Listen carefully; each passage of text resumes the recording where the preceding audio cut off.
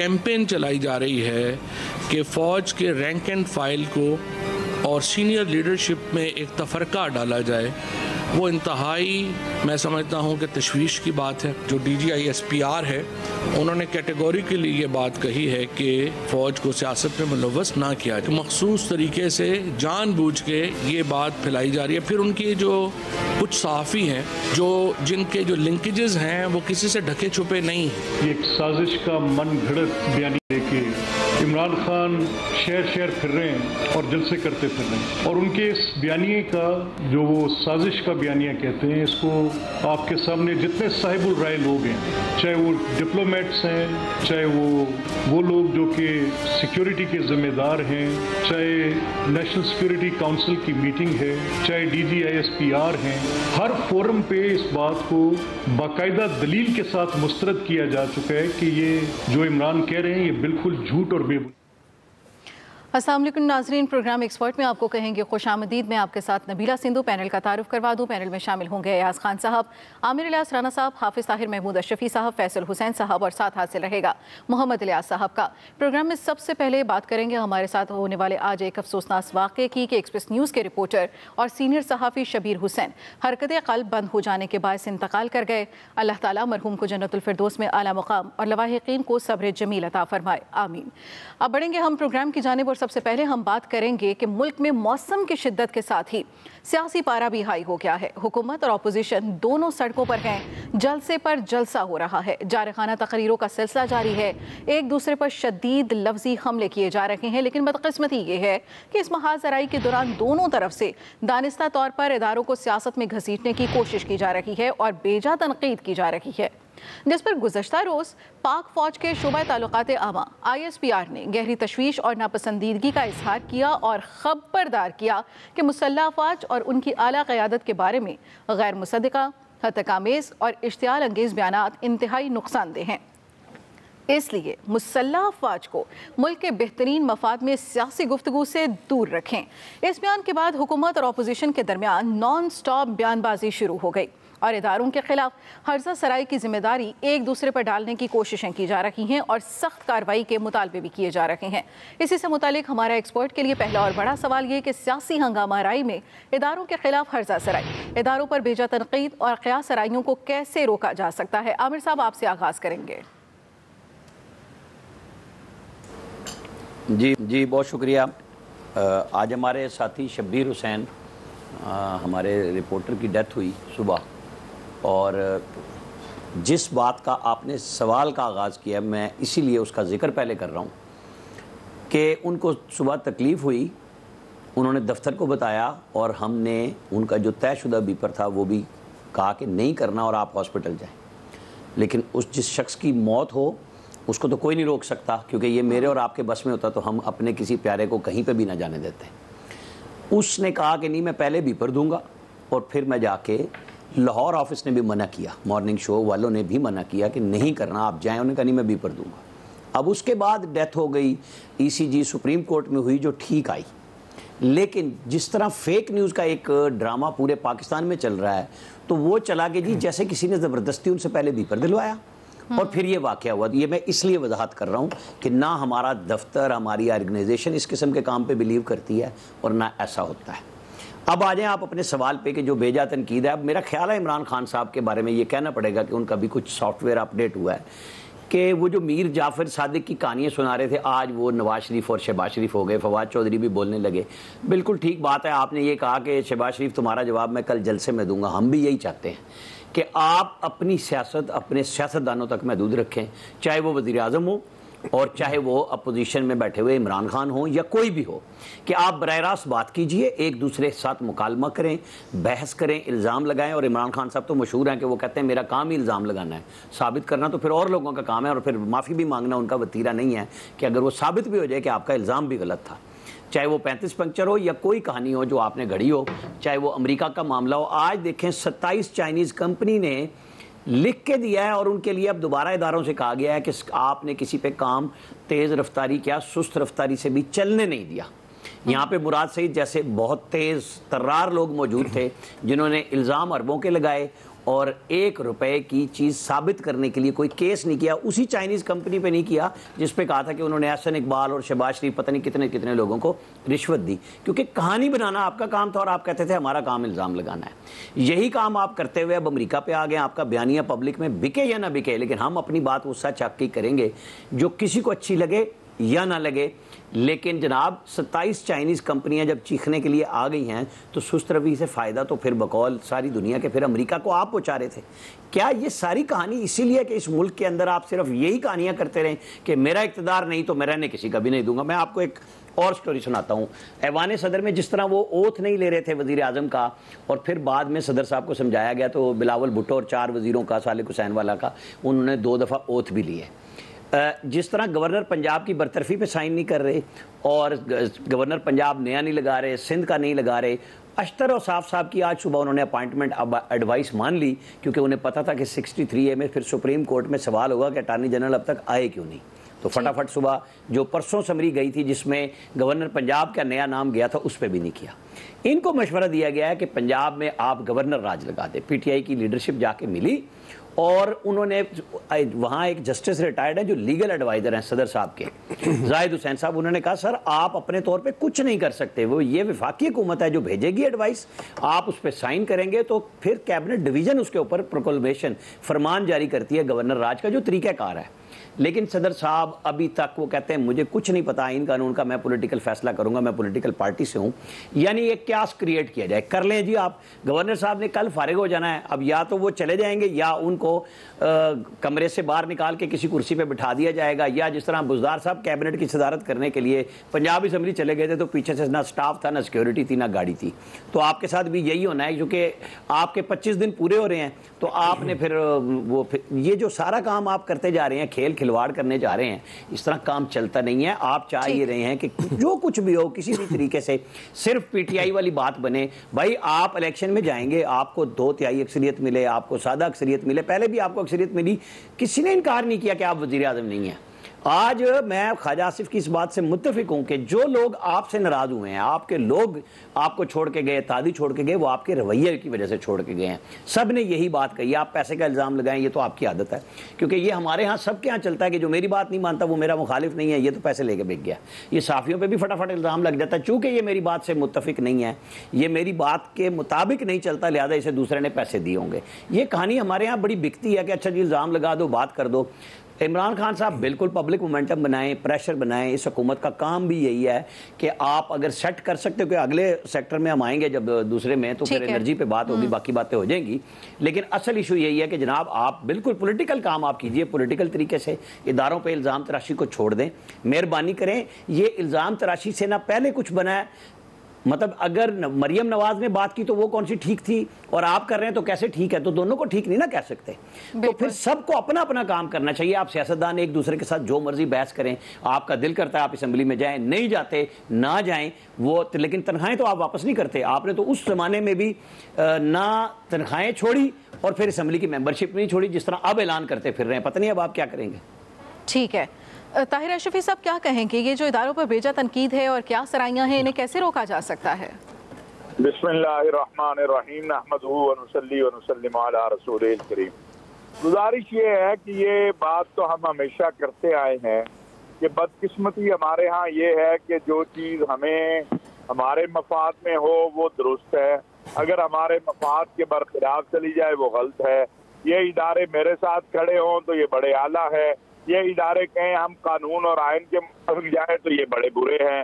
शुक्र है आज उन्होंने वजाहत की है जो कल उन्होंने कहा था, लेकिन बहरहाल जो जब इंसान बोलता है तो उसके जो जुमले हैं वो कोई भी बोले, खान साहब ने तो आज वजाहत की, लेकिन मैं समझता हूँ हमारी सियासी क़यादत को इस बात को मलहूज रखना चाहिए कि अगर पाकिस्तान की फौज और सलामती के इदारे वो सियासत से दूर जाना चाहते हैं, वो अपना आईनी और कानूनी किरदार अदा करना चाहते हैं और कर रहे हैं, तो उन्हें वही करने दें।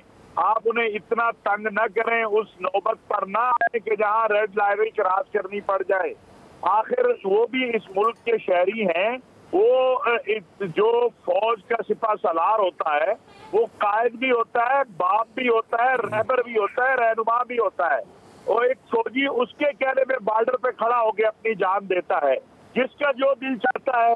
कोई यानी जिनको अपने घर के, मेरा ख्याल है, पता नहीं है कि उनके घर के मुलाजमीन के क्या अहवाल है, वो भी तबसरे कर रहे हैं कि जनाब फौज में ये होने जा रहा है और ये होने जा रहा है। भाई आप अपना काम करें, आपको फौज ने कब से जिम्मेदारी दे दी है कि आपने उनकी तकर्रियां भी करनी है, ट्रांसफरें भी करनी है, आपने बताना भी है कि भाई कब किस कहाँ लगना है। यार खुदा का वास्ता है, ठीक है आपका यूट्यूब जो है उसके ऊपर आपकी रेटिंग आ जाएगी, कोई और काम कर ले, इससे अच्छा है।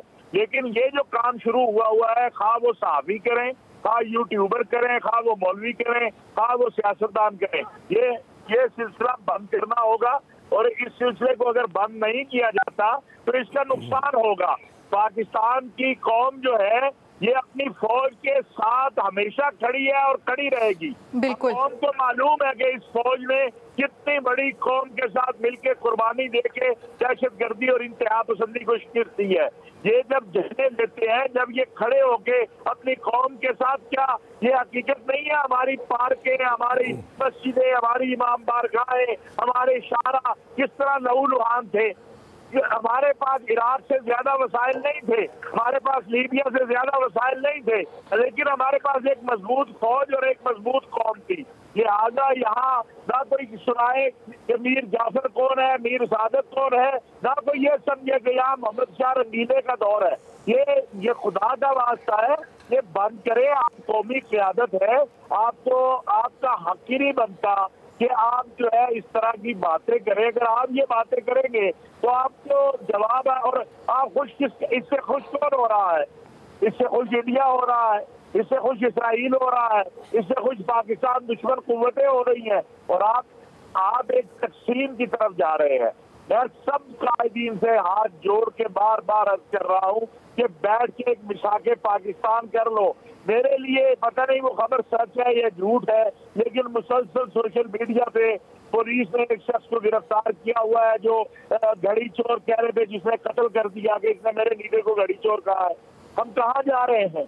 मस्जिदों में आप देखें, वहाँ मैं पूछ रहा हूँ, कहते जी माहौल बड़ा टेंस है, आप बात ही नहीं कर सकते। बाजारों में आप लीडरशिप का फर्ज है, नवाज शरीफ साहब हो, इमरान खान साहब हो, जरदारी साहब हो, मौलाना फजलुर रहमान हो, ये कौम से अपील करें सारे कि भाई सियासत जरूर करें, लेकिन खुदा का वास्ता है उस सियासत को इस नहज पे ना ले जाएं कि एक दूसरे के सामने कल आपस में मिल ही ना सके।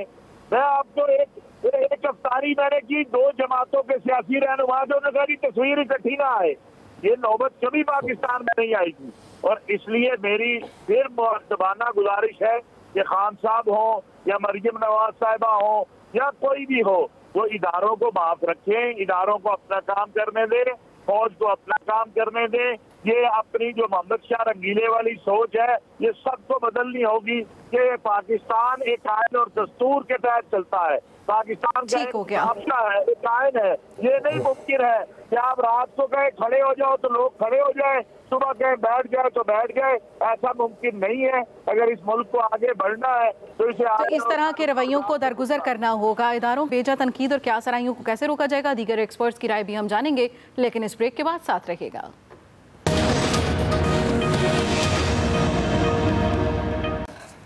वेलकम बैक नाज़रीन। अयाज साहब, हम देख रहे हैं कि इदारों पर बेजा तनकीद की जा रही है कि क्या सराइयों का सिलसिला मुसलसल जारी है, इसका तदारुक कैसे मुमकिन है? अच्छा, एक तो आमिर ने बड़ा अच्छा किया वो शबीर हुसैन के हवाले से, जो एक बिला वजह की एक वो चीज़ें इल्ज़ामात थे उनकी वजाहत कर दी। उनकी फैमिली से हम ताज़ियत भी करते हैं, आपने भी कर दी। फिर आमिर ने एक वो बात की थी गवर्नर राज के हवाले से पंजाब में, वो बता रहे थे बिल्कुल ये बात उनकी ठीक है। वो वफ्द गया भी था, वो उस पर सदर साहब से कहा भी गया, सारा जोर भी लगाया गया, लेकिन मेरी इत्तला ये है कि उसके बाद इमरान खान साहब ने उनको रोक दिया कि इस तरह ना करें, क्योंकि इससे लगेगा कि हम शायद इक़्तिदार में वापस आने के लिए ये सारा कुछ कर रहे हैं। इसलिए उसका तो कुछ और बहरहाल अभी पता नहीं, सदर साहब कुछ सोच रहे हैं जो कि जाहिर है वो भी आईनी नहीं होगा। फिर कोई अदालत का दरवाज़ा ही खटखटाना पड़ेगा और अदालतों पे आप बोझ डालते जाएंगे और फिर आप पूछते भी जाएंगे जी कि रात 12 बजे आप अदालतें क्यों खोलते हैं। तो ये सिलसिला ऐसे ही चलेगा। ये बहुत अफसोसनाक सूरत हाल है जिस वक्त हुई है, लेकिन आज नहीं हुई है। अब आप ये कह सकती हैं कि ये बहुत ज़्यादा चीज़ें आगे बढ़ गई हैं, बहुत पहले इन चीज़ों को रोकना चाहिए था, नहीं रोका, और जब हाथ से चीज़ें निकल जाती हैं तो फिर उन पे कंट्रोल करना बड़ा मुश्किल हो जाता है। एक तो सैचुरेशन बहुत ज़्यादा हो गई, माशरे में तकसीम इतनी खौफनाक हो गई है। वो बिल्कुल ठीक बात है कि आप अगर किसी दूसरे की तारीफ़ भी कर दें तो लोग आप पे तनकीद शुरू कर देते हैं कि इसने तारीफ़ की है, इसका मतलब ये है कि शायद ये हमें गाली दे रहा है। ये इस तरह का मैंने इस मुल्क में नहीं देखा कभी ये हालात हुए हों, जिन हालात तक हम पहुंच गए। अब ये चीज़ें ख़राब कर रही हैं हमें। मईशत के जो हालात हैं बहुत बुरे हालात हुए हुए हैं, लेकिन उस तरफ किसी की तवज्जो नहीं है। मतलब ये गवर्नमेंट ज़ाहिर है इंटरनेशनल लेवल पे भी एक मैसेज यही है ना कि वो नहीं पता कि ये गवर्नमेंट कितनी देर चलेगी, 3 महीने चलना है, 6 महीने चलना है, इससे साल चलना है, 1.5 साल चलना है। तो जब इंटरनेशनल कमिटमेंट्स हो रही होती हैं तो वो ये, क्योंकि पाकिस्तान उन मुल्कों में से नहीं है जो अगर 3 महीने बाद भी इलेक्शन हो जाएं तो नया प्राइम मिनिस्टर आ जाता है, वहाँ फ़र्क नहीं पड़ता। यहाँ फ़र्क पड़ता है क्योंकि यहाँ चीज़ें मुख्तलिफ अंदाज से होती हैं और ज़ाहिर दुनिया भी उनको मुख्तलिफ अंदाज से दिखती है। मुझे इस सारी सिचुएशन का जो हालात बने हुए हैं, मुझे लगता है कि जल्द इलेक्शन कराना पड़ेंगे, क्योंकि ये चीज़ें इस तरह ठीक नहीं होंगी। हाँ, ये सवाल ज़रूर पैदा होगा इससे कि अगर जल्द इलेक्शंस करा दिए जाए तो क्या वो जो रिज़ल्ट्स आएंगे उन पे सब राज़ी हो जाएंगे? ये भी बड़ा मुश्किल सवाल है। इस सवाल का जवाब भी नहीं दिया जा सकता, क्योंकि यहाँ वही होता है, वो कह रहे थे जी सिलेक्टेड है, सिलेक्ट कर लिया गया है, अब वो कहते हैं जी उनके हैंडलर्स हैं, कोई और ले आया। तो ये इल्ज़ामात नए तो नहीं है, लेकिन अब इनमें इतनी शिद्दत आ गई है कि मुझे नहीं समझ आ रही कि इनको वापस कैसे उस सिचुएशन में नॉर्मलसी की तरफ कैसे ले जाया जा सकता है। ज़ाहिर है हमारे इदारे, एक तो सबसे इम्पॉर्टेंट पार्लियामेंट है, हमारी सियासी क़यादत है, फिर उसके बाद इस्टेब्लिशमेंट में फ़ौज है, अदलिया है, इलेक्शन कमीशन जैसा इदारा है। तो अब वो भी मुझे सिचुएशन नहीं लग रही कि इन सबको एक जगह बिठा के तो कोई इस मसले का हल निकाल लिया जाए। तो लेकिन स्टिल मैं नहीं ये कहता कि अंधेरा ही अंधेरा है, रोशनी की किरण निकल आया करती है, लेकिन जो रवैया जिस डगर पे इमरान खान चल पड़े हुए हैं कि वो किसी की सुनने के लिए तैयार ही नहीं है, वो किसी से बात करने के लिए तैयार नहीं है, किसी से मिलने के लिए तैयार नहीं है, ये रवैया बड़ा ख़तरनाक है। मेरा ख्याल है इमरान खान साहब के जो करीबी लोग हैं, जैसे आज उन्होंने अपने मीर जाफ़र और मीर सादिक बदल लिए, उनको समझाना चाहिए इमरान खान साहब को कि इतनी लचक तो पैदा करनी चाहिए कि अगर चीज़ें बेहतरी की तरफ जा सकती हैं कुछ बातचीत से, तो उनको बेहतरी की तरफ ले जाया जाए। ठीक है। इतना ज़्यादा रिजिड होके इस मुल्क का भी नुकसान होगा, और अल्लाह ना करे कि इमरान खान साहब का अपना भी नुकसान हो, किसी का नुकसान नहीं होना चाहिए। लेकिन सबसे इम्पॉर्टेंट हमारे लिए ये मुल्क है। अगर मुल्क का नुकसान होगा तो फिर जाहिर है फिर तो कुछ नहीं बचेगा ना, तो फिर हम सबका नुकसान होगा। तो बेहतर है कि इमरान खान साहब के करीबी लोगों को उन्हें समझाना चाहिए कि वो अपने रवैयों में थोड़ी लचक ज़रूर लेके आएं। यही बेहतर होगा। फैसल साहब, आप क्या कहेंगे, इन क़यास आराइयों को कैसे रोका जा सकता है, और क्या कबल इस वक्त जो इलेक्शन है वो इस सारी सूरत हाल को कंट्रोल करने में मुमकिन किरदार अदा कर सकेगा? देखिए, ये तो मैं आपको बताऊं कि दो बहुत अहम बातें हैं। पहली बात तो ये है कि इमरान खान साहब जो हैं वो एहसान फरामोशी की जो है वो एक बदतरीन मिसाल जो है वो कायम कर रहे हैं। जिन लोगों ने उनको यहाँ तक पहुँचाया, जिन लोगों ने उनको इतना ताकतवर लीडर बनाया, जिन लोगों की वजह से उनको इक़्तिदार मिला, आज उन्हीं के सामने जो है वो सीना तान के जो है वो खड़े हो गए। वो ये समझते हैं कि इस्टेब्लिशमेंट की जिम्मेदारियों में और फ़राइज़ में ये बात शामिल है कि वो इमरान खान साहब की जो है वो सपोर्ट करें। जब आज इदारों ने फैसला कर लिया कि हमने न्यूट्रल रहना है, तो वो न्यूट्रल होने पर सवाल उठा रहे हैं कि न्यूट्रल क्या होता है। और वो जो ज़बान इस्तेमाल कर रहे हैं, ये एक बिल्कुल आम आदमी की ज़बान भी नहीं है, एक बाजारी ज़बान जो है इस्तेमाल कर रहे हैं, जो उनके अपने शाह जो है बिल्कुल नहीं है। अच्छा, दूसरा इसमें एक अहम पहलू यह है कि जो भी वो जबान इस्तेमाल कर रहे हैं, भाई उनका मुकाबला सियासी तौर पे करो ना। ये हुकूमत क्या हुकूमत है? ये हुकूमत है, इनकी अपोजिशन भी होम्योपैथिक थी, इनकी हुकूमत भी जो है वो होम्योपैथिक है। कल इमरान खान ने जो बात की मीर जाफर मीर सादिक के हवाले से, आज उन्होंने बोला कि वो उनका इशारा नवाज शरीफ और शहबाज शरीफ पे था। बड़े खुश हो रही है मुस्लिम लीग, इसी बात पे खुश हो रही है। बोलिए सॉफ्टवेयर अपडेट हो गया इमरान खान का, वो इन्हीं को कह रहा है और उस पर जो है खुश हो। ये इतनी नालायक हुकूमत, इतनी अहमक हुकूमत, ये तो पाकिस्तान की तारीख में जो है वो कभी आई नहीं। खुद इमरान खान का मुकाबला करने के बजाय वो एस्टेब्लिशमेंट के पीछे छुप रही है। जो काम एस्टेब्लिशमेंट ने क्यों बयान दिया? इसलिए बयान दिया कि हुकूमत जो है वो उनका इदारों का दिफा करने में, इदारों के खिलाफ जो जबान इस्तेमाल की जा रही है, इदारों के खिलाफ जो महाज खोल दिए गए, उसका दिफा करने में हुकूमत जब नाकाम हो गई तो एस्टेब्लिशमेंट को, फौज को अपनी साख बचाने के लिए जो है खुद में मैदान में आना पड़ा। ये हुकूमत की एक नाकामी है। ये आपकी जिम्मेदारियों में शामिल है कि आप इदारों का दिफा करो, लेकिन आप जो नहीं कर पा रहे। अच्छा भाई, आप कहते थे कल तक कि पूरा पाकिस्तान जो है हमारे पीछे खड़ा हुआ है। आज अब तो आपकी अपनी हुकूमत है ना। कल तक तो इमरान खान साहब की वजह से नवाज शरीफ साहब नहीं आ रहे थे, आज तो आपकी अपनी हुकूमत है ना। आ जाए, नवाज शरीफ साहब ऐलान करें कि वो आ रहे हैं, उनका इस बात पे यकीन होना चाहिए। वो समझते हैं पूरा पाकिस्तान खड़ा है तो खुमैनी की तरह उनका इस्तकबाल होगा। चलो खुमैनी की तरह नहीं होगा, बेनजीर भुट्टो साहिबा जो 1986 में जब लाहौर आई थी, इतना इस्तकबाल होगा, इतना तो एतबार करे। लेकिन आपको यकीन ही नहीं है इस बात का। आप इमरान खान से, हुकूमत में जब इमरान खान था जब भी आप डरे रहे, आज इमरान खान अपोजिशन में जब भी आप डर के जो है वो हुकूमत कर रहे हैं। अब सिंध में आप आ जाएं, 3 पार्टियों की हुकूमत, पीपल्स पार्टी की जो है वो 14 साल से हुकूमत, एमक्यूएम की कई सालों से हुकूमत। इमरान खान यहाँ एक बहुत बड़ा जलसा करके चला गया, तीनों पार्टियां मिलके पीपल्स पार्टी, मुस्लिम लीग, एमक्यूएम, उसका जवाबी जलसा करने का जो है वो हिम्मत नहीं कर पा रही। ये अपोजिशन का खौफ है। अपोजिशन को अगर इमरान खान का मुकाबला करना है ना, ओ भाई पहले तुम अपना खौफ दूर करो। ये क्या बातें करते हो? सॉफ्टवेयर अपडेट हो गया, लगाओ आर्टिकल 6 का मुकदमा कायम करो, पैदा करो अपनी सियासी जरूरत। लेकिन आप में इतना दम ही नहीं है, आप में इतनी जो है हिम्मत ही नहीं है। अबे आप कराची में तो जलसा कर लो ना उनका, 3 पार्टियां मिलकर भी जो है। अच्छा, जो कराची था उसी ने इमरान खान की हुकूमत बनाई। जो सेंट्रल पंजाब तो खड़ा हो गया था, उसने जो भी मसाइल, उस मसाइल को अपनी बुनियाद पर हल किया। साउथ जो पंजाब था वहाँ जो है मैनेजमेंट हो गई थी, कराची में जो है मैनेजमेंट हो गई थी। तो कराची के वजह से इमरान खान साहब की हुकूमत बनी थी। आइंदा की हुकूमत में भी कराची का जो है वो बड़ा इंपॉर्टेंट रोल होगा। लेकिन दम नहीं है इन तीनों पार्टियों में कि भाई आए मुकाबला करें। बोले 3 पार्टियां मिलकर जो है इससे बड़ा जलसा करेंगी। आप पीएसपी के मुस्तफा कमाल को ले लें, उसकी हैसियत है, औकात है, कोई सीट है, काउंसिलर की सीट नहीं है। कल प्रेस कॉन्फ्रेंस करके बोला कि हम जो है इमरान खान से खवातीन से बड़ा जलसा करके दिखाएंगे। भाई करेंगे नहीं करेंगे, कामयाब होंगे नहीं होंगे? किसी ने ललकारा तो इमरान खान को। लेकिन ये अपोजिशन है, ये 3 पार्टियां मिलके भी जो है एक इंसान का, एक लीडर का मुकाबला नहीं कर पा रही। इदारों को खुद जो है इन नालायकों की वजह से, नाहिलों की वजह से मौलाना फजलुर रहमान आ रहे हैं कराची में, वो बात करनी आपकी दूर हो जाएगी तो करे ना। फजलुर रहमान साहब आ रहे हैं, टेंशन आए ना, अच्छी बात है। अरे अच्छी बात है ना, यही बात है, आए मुकाबला करें ना। फजलुर रहमान आ रहे हैं, लेकिन फजलुर रहमान की असरअंगेजी नहीं है वोटरों में। देखिए सियासी बात करें आमिर भाई, जज्बाती बात करना अलग बात है। आप बड़े अच्छे इंसान भाई, आपको जज्बाती नहीं बताया, आपको एक सियासी जमात के सरबराह का बताया है। अरे मैं आपको अकेला जलसा करने आ रहा है, आपकी तसल्ली कर देंगे वो। फजलुर रहमान ने कराची में गुज़श्ता 60 साल में कितनी सीटें ली हैं बताएं? 60 साल आपने जलसे की बात की, अब आगे चल पड़े तो सीटें तो आपने मैनेजमेंट को दे दी।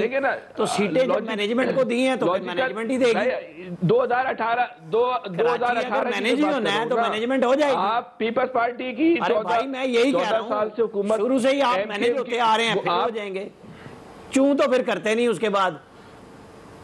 अब ये वही लोग हैं जो इमरान खान के बयान, इमरान खान ने बोला कि मैंने मीर जाफर और मीर सादिक, नवाज शरीफ और शहबाज शरीफ को कहा था, तो इन्हीं आमिर साहब ने कहा कि सॉफ्टवेयर अपडेट हो गया। माशाल्लाह माशाल्लाह, इन्हीं के वो कह रहे गद्दार मैंने किसी और को नहीं कहा था, बड़ी खुशी का इजहार कर रहे हैं। ये जो सोच है, अगले सेगमेंट में आपका सॉफ्टवेयर कुछ और होगा।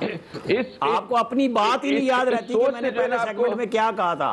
इस सोच से जो है ना आपको ना बाहर निकलना पड़ेगा। इमरान खान का मुकाबला करें सियासी जरूरत से। ये बुज़दिलों की तरह ये सियासतदानों को, भाई आप नवाज शरीफ साहब को अब किस चीज का खौफ है? आए ना पाकिस्तान में, अब तो किसी की मुखालिफ की हुकूमत नहीं है, अब तो एस्टेब्लिशमेंट भी हुकूमत के साथ है, अब फौज भी हुकूमत के साथ है, हुकूमत भी मुस्लिम लीग की अभी भी वो आने को तैयार नहीं है।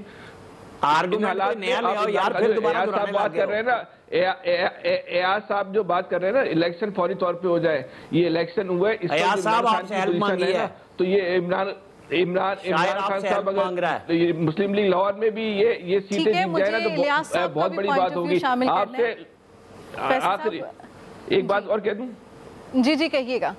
अगर इनमें सियासी बसीरत होती ना, एक बहुत ही कम फहम और कम सियासी सोच रखने वाला आदमी को भी नजर आ रहा था कि इमरान खान साहब सियासी मौत मर रहे हैं, ये तहरीक अदम एतमाद लाके उसको सियासी शहीद बना रहे हैं, लेकिन इनको तो जो है वो वज़ीर आज़म की जो है वो बनने का शौक था, तो ठीक है अपना अपना अपना अपना शौक पूरा करो, फिर उसकी कीमत भी भुगतो। आपने अपने हाथों से इमरान खान को सियासी शहीद बनाया भाई, एक आदमी सियासी तौर पर मर रहा था, लेकिन आपने बोला नहीं, हम आपको अब शहादत के मसनद पे बिठाएंगे, अपने हाथ से ले जाके शहादत के मसनद पे बिठा दिया और जो है अपने लिए सियासी मौत का रास्ता खुद चुन लिया। अब क्या रोते हो?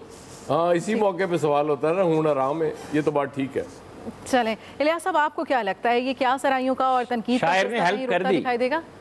ये सिलसिला तो अभी से नहीं हुआ, ये आजकल नहीं हुआ, ये आज़ाद कश्मीर के इलेक्शन हो रहे थे, उससे पहले भी इस तरह इतनी सख्त लैंग्वेज यूज़ की जा रही थी एक दूसरे के बारे में, और ये एक दूसरे के बारे में यूज़ करते हैं, वो भी बुरी बात है, लेकिन जो अदारों के बारे में इस्तेमाल करते हैं इसके बारे में इनको कोई दायरा कार, इनको अपना एक तय करना चाहिए, ज़ाब्ता अखलाक के अदारों को बीच में ना लेके आया करें, उन पर तनकीद करनी है ना करें इस तरह जिस तरह के शामिल कर लिया जाता है, क्योंकि इनको पता नहीं होता, अपनी एजम्पशंस वगैरह बीच में शामिल कर ली जाती हैं कि जी इस तरह अगर इसने किया होगा तो इस तरह किया जाएगा, ये एक बिल्कुल इस तरह किया जाता है, ये पॉइंट स्कोरिंग की जाती है ये किस्म की, और ताकि लोगों में जज्बात को उभारा जाए और लोगों को क्या कहते हैं उनको जोश दिलाया जाए, तो ये बड़ा नुकसान होगा। इस तरह तो देख लें आप, गली मोहल्लों में जगह जगह लोगों में इतनी बहस होती है, लड़ाई झगड़े होते हैं, और ये अगर इलेक्शन में चले गए तो इलेक्शन में तो जगह जगह जलसे होंगे, उधर तो मार कुटाई लड़ाई वगैरह झगड़े शुरू हो जाएंगे, लोग घरों में आपस में लड़ने लग गए। ये इतनी ज़्यादा तनकीद एक दूसरे पर करते हैं, और इस तरह के जो लीडर की तकरीरें सुनते हैं, और उस पर तकरीरें ये एक दफ़ा प्रोग्राम हो जाता है सोशल मीडिया पर बैठ के सुनते हैं, अब सोशल मीडिया पर बैठ के सुनते हैं और फिर उनको देखते हैं। ये ऐसे ही होता था जैसे एक ज़माने में मौला जट की फ़िल्म होती थी, तो सिनेमा हॉल के बाहर आके फ़िल्म देखने के बाद लोग आके बढ़के लगाया करते थे, और अजीब अजीब बढ़के लगाया करते थे, लोग खौफजदा हो जाते थे कि हर कोई मौला जट बना होता था। तो अब ये जो तकरीरें सुन रहे हैं और एक दूसरे के अदारों को घसीट रहे हैं, और फिर उसके बाद जो ट्वीट किए जाते हैं और सोशल मीडिया पर दूसरे जो हैं उसमें वो ऐसी चीज़ें चलाई जाती हैं कि जो पढ़ के बंदा हैरान रह जाता है कि यार ये क्या कर रहे हैं, किस तरह कर रहे हैं, उस बंदे को समझ भी नहीं होती कि किस तरह की। तो ये अगर रोका ना गया, अब भी रोका ना गया, तो ये आने वाले वक्तों में और नुकसान होगा। इसमें लीडरों को चाहिए, जो पार्टी के लीडर हैं उनको चाहिए लोगों को अपने समझाएं। अगर वो पार्टी के लीडर ही इस तरह की बात करेंगे तो फिर आवाम तो नीचे से फिर और ज़्यादा ऐसे बढ़ के करेगी, उनका ज़हन इनसे ज़्यादा चलता है, वो तो हिला के रख देंगे। इससे नुकसान सिर्फ मुल्क को होगा और किसी को नहीं होगा। लिहाजा मौला ना मारे थे, मौला नहीं मारता। वो फैसल कह रहे थे कि ये नालायक हुकूमत है, वो डिफेंड नहीं कर पा रही इदारों को। फैसल इनके लिए डिफेंड करना इसलिए मुश्किल है कि नवाज शरीफ साहब, मरियम नवाज साहबा इदारों के सरबराहान का नाम लेके उनके पे तनकीद करती रही हैं, इसलिए जाहिर है ये सारे इंडिया से है ना, कौन किसको डिफेंड करेगा। शुरुआत नवाज शरीफ ने ही की थी इस चीज। हम प्रोग्राम में ब्रेक लेंगे, ब्रेक के बाद हम दूसरे टॉपिक की जानिब आगे बढ़ेंगे। साथ रहिएगा, ब्रेक के बाद हाजिर होते हैं।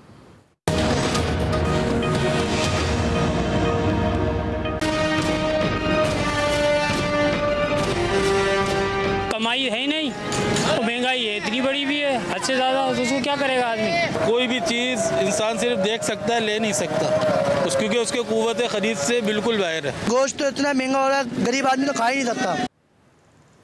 पीटीआई हुकूमत चली गई, नई मखलूत हुकूमत आ गई, लेकिन महंगाई का तूफान है कि कम होने के बजाय मज़ीद तेज़ होता जा रहा है। तजर्बाकार हुकूमत को आए हुए तकरीबन 1 माह होने वाला है। हुकूमत की तब्दीली का मकसद तो ये था कि अवाम की मुश्किलात को कम किया जाए, लेकिन सियासी और मुआशी अदम इस्तेहकाम की वजह से मुश्किलात मुसलसल बढ़ रही हैं। अशिया ज़रूरिया की कीमतें अवाम की पहुँच से दूर हो गईं, मुर्गी और अंडों की कीमतों को पर लग गए, प्याज, टमाटर समेत सब्जियां और फल मज़ीद महंगे हो गए। बिजली की फ़ी यूनिट कीमत में तकरीबन 3 रुपये इजाफा हुआ। पंजाब और खैबर पख्तूनख्वा में आटे का 20 किलो का थैला 1100 से बढ़कर 1400 तक पहुँच गया। गंदम के नए बहरान का खदशा जाहिर किया जा रहा है। डीजल और बिजली का बहरान बदस्तूर जारी है। डॉलर की ऊंची उड़ान है। स्टॉक मार्केट में शदीद मंदी देखने में आ रही है। ज़र मुबादला के ज़खायर मुसलसल कम हो रहे हैं। तिजारती खसारा 39 अरब डॉलर जबकि करंट अकाउंट खसारा 13 अरब डॉलर से तजावुज़ कर गया। इस बिगड़ती मुआशी सूरत हाल की बहाली के लिए IMF, सऊदी अरब और अमाराती पैकेज से कुछ बेहतरी की उम्मीद थी, लेकिन इस बारे में भी ताहाल कोई बड़ी पेशरफ्त सामने नहीं आई है। इसी से मुतालिक हमारा एक्सपर्ट्स के लिए सवाल के तजुर्बाकार शहबाज हुकूमत मुआशी मसाइल से कैसे निपटेगी। अयाज साहब, आपकी तो मुलाकात भी हुई वज़ीर आज़म साहब से, तो उन्होंने कोई अपने मुआशी इस्तेहकाम के लिए, इस सारी सूरत हाल को कंट्रोल करने के लिए आपके साथ कोई हिकमत अमली डिस्कस की? देखिए, प्राइम मिनिस्टर साहब यकीनन बहुत परेशान हैं जो मईशत के हालात हैं। उनसे ये सवाल भी पूछा गया था कि आप सऊदी अरब और UAE गए, बहुत उन्होंने आपको वहाँ पे प्रोटोकॉल दिया, गार्ड ऑफ ऑनर दिया गया सऊदी अरब में, लेकिन वहाँ से कुछ आने की उम्मीद है या नहीं है।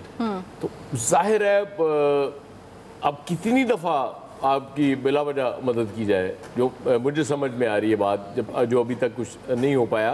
क्योंकि एक तो हमारे मसाइल ये हैं कि हमने इतनी हाइप बना दी थी कि पता नहीं 8 अरब डॉलर आने वाले हैं और क्या होने वाला और क्या नहीं होने वाला।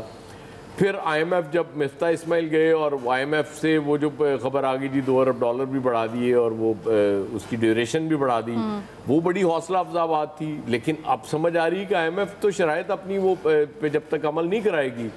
फिर जो सबसे बड़ा कंसर्न था शहबाज शरीफ साहब का, वो ये था जो पेट्रोल की कीमतें, पेट्रोलियम मसनूआत की कीमतें जाते हुए इमरान खान साहब फ्रीज़ कर गए।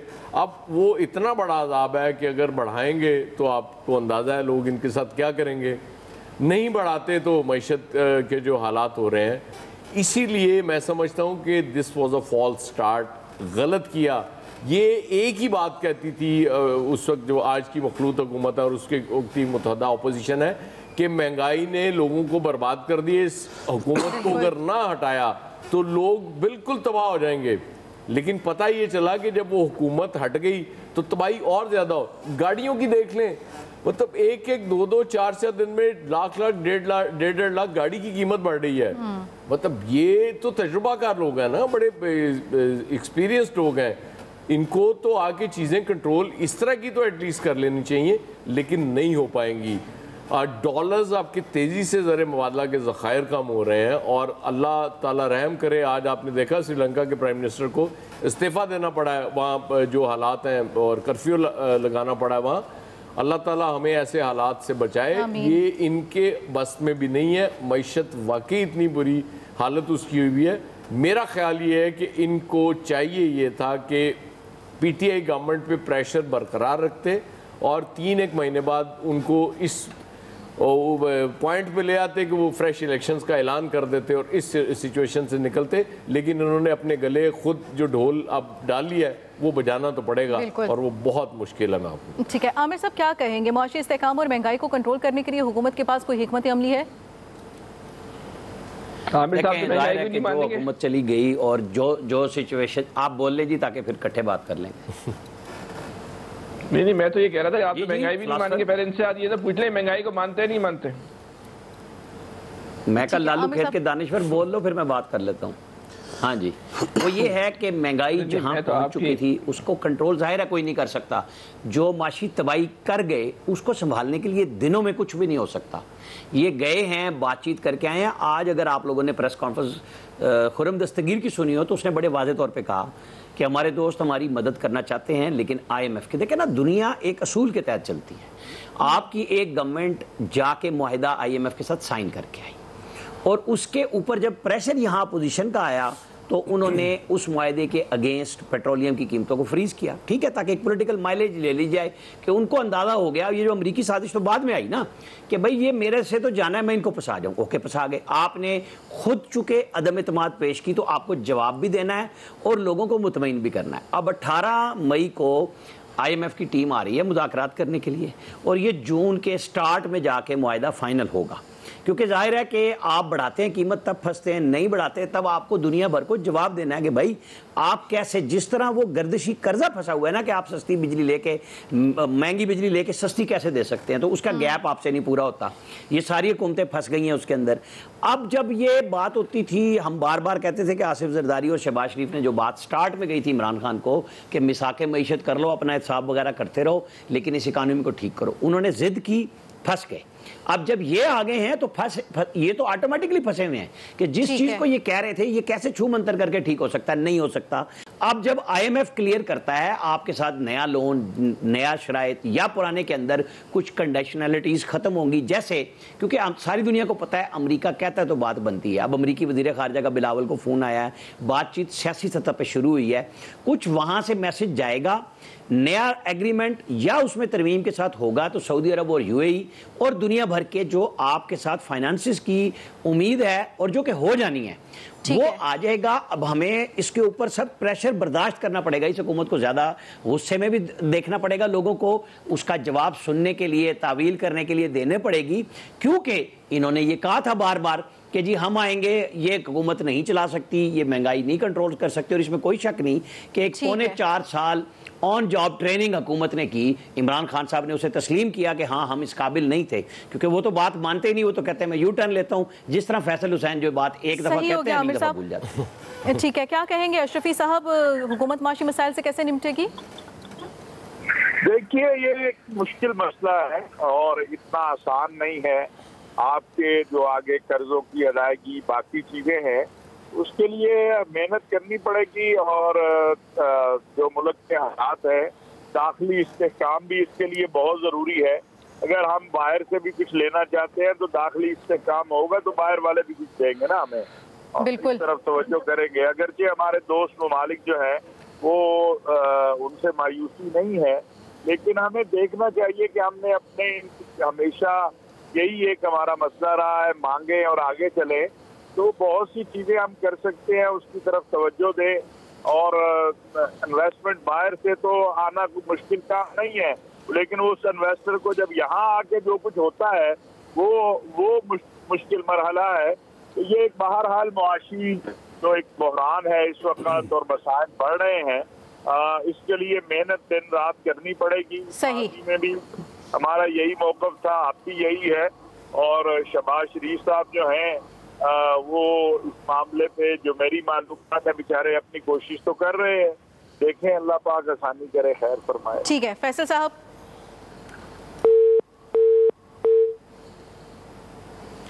फैसल साहब, आप से भी यही जानना चाहेंगे कि हुकूमत माशी मसाइल से कैसे निपटेगी?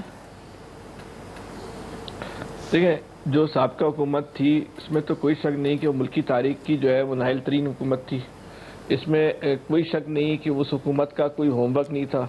इसमें कोई शक नहीं कि वो हुकूमत, जैसे आमिर साहब कह रहे हैं, ये बात इनकी पूरी गुफ्तगू में से ये जुमला ही सही है कि वो ऑन गवर्नमेंट जो है वो ट्रेनिंग ले रही थी, हुकूमत में ट्रेनिंग ले रही थी। लेकिन भाई ये जो हुकूमत आई है, ना तो इसके होमवर्क का इशू है, ना इसकी जो है तरबियत का इशू है, ना इसकी जो है वो ट्रेनिंग का इशू है। ये तो 3 दफ़ा पहले वज़ीर आज़म रह चुके हैं, 3 दफ़ा पार्टी वफाक में इक़्तिदार में रह चुकी है, 4थी बार जो हुकूमत में आई है। अच्छा, वो आमिर साहब कहते हैं छू मंतर नहीं है इनके पास, भाई नहीं है तो हुकूमत करने के आए थे, ये भी तो आके हुकूमत करने ही सीख रहे हैं ना। आप अपना कोई, आपने अब तक आके अपना कोई प्लान दिया निकालने का? वो तो नाहिल था, नाकारा था, नाकाम हो गया, पूरी इसमें तो कोई डिबेट नहीं है। लेकिन आप जो इतने जो आला और फाजिल लोग इस मुल्क के अंदर आ गए हो, आपका क्या होमवर्क है? आप तो अपना होमवर्क बताओ ना कि हमारा ये होमवर्क है, इस होमवर्क के तहत हमने इस पाकिस्तान को सही करना है। इस मुल्क का मसला इस वक्त माशी बुरान से ज्यादा सियासी अदम इस्तेकाम है। जब तक इस मुल्क में सियासी अदम इस्तेकाम खत्म नहीं होगा, आप माशी बुरान भी खत्म नहीं कर पाएंगे। ठीक है, मोहम्मद इलियास साहब। बल्दियाती इलेक्शन कराते हैं।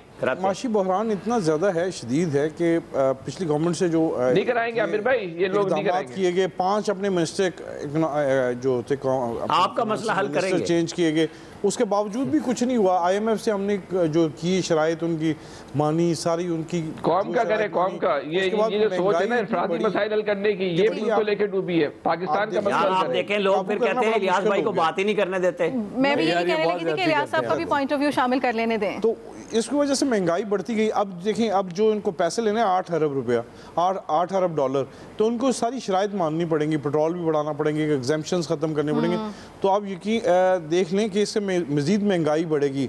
तो गवर्नमेंट के लिए एक बहुत बड़ा चैलेंज है। फिर दोस्त ममालिक से भी अगर इमदाद मिलती है या कर्ज़ा लेते हैं तो उससे अगर लेके फिर इन्होंने कर्ज़े जो हैं वो अभी पे बैक करने हैं और 2 सालों में 45 अरब डॉलर के करीब सुनने में आया कि वापस करने। तो अगर इतने पैसे इकट्ठे करेंगे तो ये कर्जे जो लिए हुए माजी में वही अदा करना इनके लिए बड़ा मुश्किल हो रहा है। तो किस तरह ये करेंगे? इन पर तो प्रेशर रहेगा। 10 अरब डॉलर के इनके पास रिजर्व हैं। तो ये सूरत हाल काफ़ी गंभीर है। इसके लिए गवर्नमेंट को काफ़ी मेहनत करनी पड़ेगी। ऊपर से इनके पास टाइम भी नहीं है। इनके इत्तेहादियों ने आपस में अगर कह दिया कि पहले इलेक्शन कराओ तो उनको इधर ही छोड़ के जाना चाहिए था। ये बड़े सोच समझ के करना चाहिए था कि अभी इलेक्शन करवा देते 3 महीने बाद, तो ताकि ये जो सूरत हाल बहरान था, अब देखें IMF भी उस गवर्नमेंट से मुआहदे करेगी या दूसरे ममालिक भी करेगी जो मुस्तकिल होगी, जो 5 साल मुद्दत पूरी करेगी। अब सूरत हाल काफ़ी गंभीर है। गवर्नमेंट के लिए एक चैलेंज है जिसके लिए बड़ी कोशिश करनी पड़ेगी इनको। ठीक है, ज़्यादा से ज़्यादा मेहनत करनी पड़ेगी। एक्सपर्ट्स की राय आप जान चुके हैं। आज के एक्सपर्ट से इतना ही। दीजिए इजाज़त। अल्लाह के बाद।